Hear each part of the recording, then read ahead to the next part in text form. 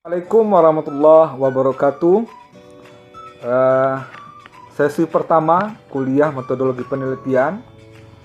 Kita mulai dari proposal skripsi yang diajukan oleh saudara Azamuddin. Judulnya adalah Peran Gerakan Sosial Islam dalam menghadapi masalah agama di masyarakat. Saya akan berikan masukan, kritik, dan saran tentang yang pertama ya, cara penulisan.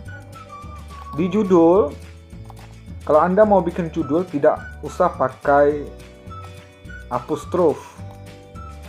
Maksudnya tanda kutip dua itu tidak usah, langsung saja.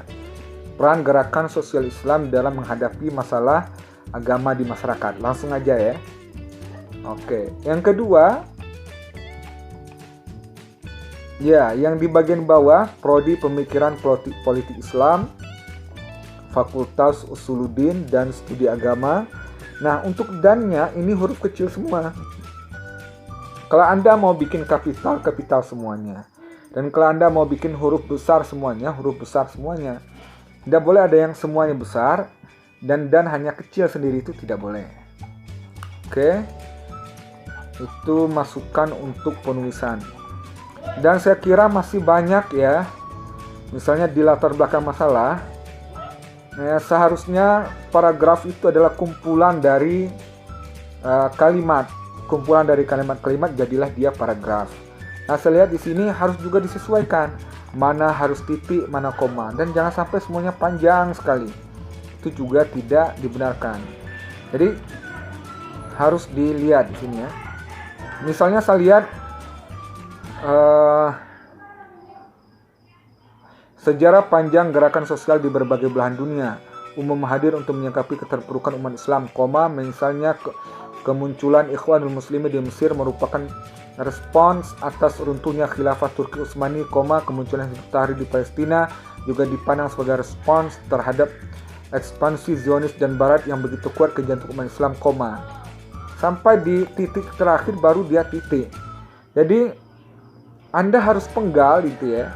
Anda bisa penggal, Anda ubah jadi titik.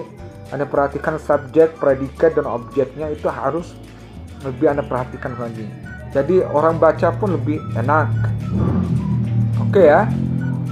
Selain itu untuk penulisan, ya harus sesuaikan EYD yang benar, teka-teki itu harus pakai garis miring atau gimana. Ini harus Anda sesuaikan. Dan juga saya lihat di sini, seharusnya karena ini bagian dari karya ilmiah, dia harus memiliki rujukan. Saya lihat tidak ada satu pun footnote yang Anda rujuk di sini. Kalau seandainya ini Anda terbitkan, maka dia tergolong plagiarism. Anda dapat datanya dari mana?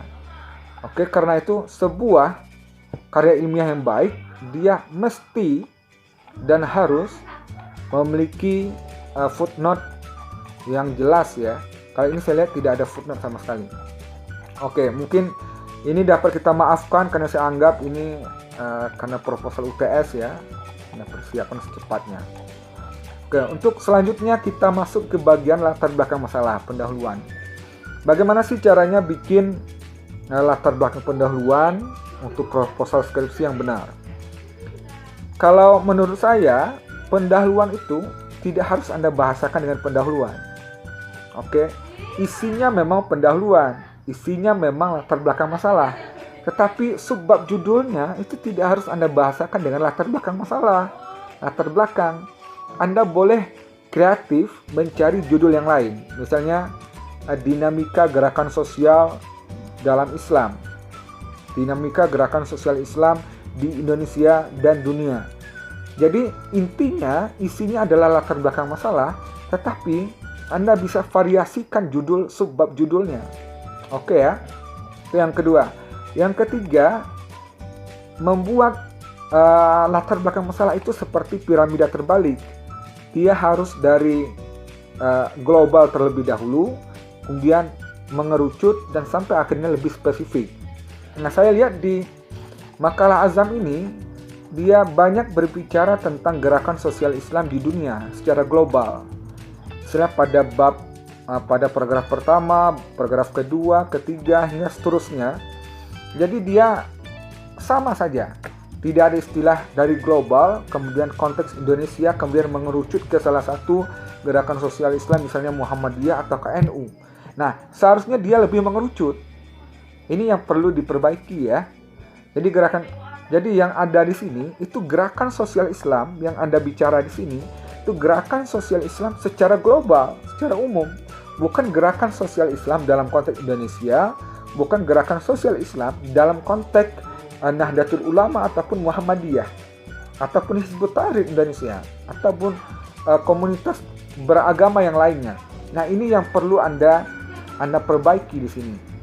Nah, tapi bentuk Anda bikin gerakan sosial yang secara global ini sudah baik. Tinggal Anda tambahkan catatan kaki, kemudian Anda khususkan dan Anda spesifikkan kepada salah satu gerakan sosial tertentu.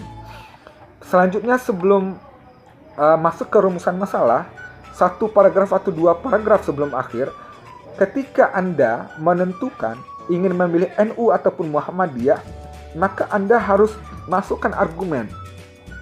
Kenapa objek gerakan sosial Islam yang ingin Anda bahas itu adalah NU ataupun Muhammadiyah ataupun Hizbut Tahrir ataupun Ikhwanul Muslimin. Ini harus Anda berikan argumen di dalamnya.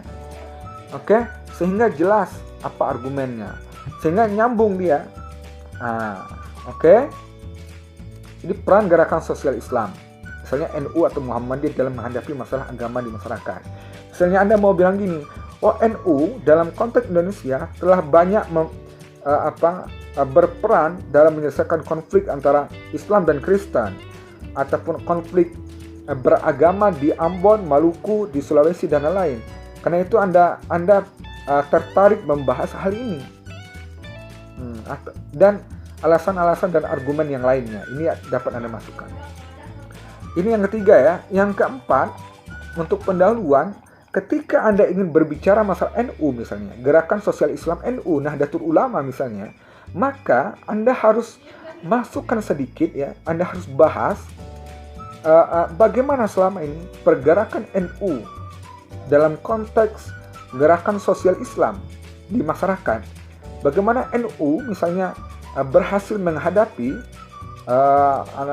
pertentangan antara Kristen dan juga Islam di Maluku misalnya, di Ambon dan lain-lain. Bagaimana contoh-contoh itu perlu Anda masukkan 2 contoh, 3 contoh. Nah, penyebabnya apa? Oke, tapi secara garis besar itu yang dapat saya berikan. Wabillahi taufiq wal hidayah. Assalamualaikum warahmatullahi wabarakatuh.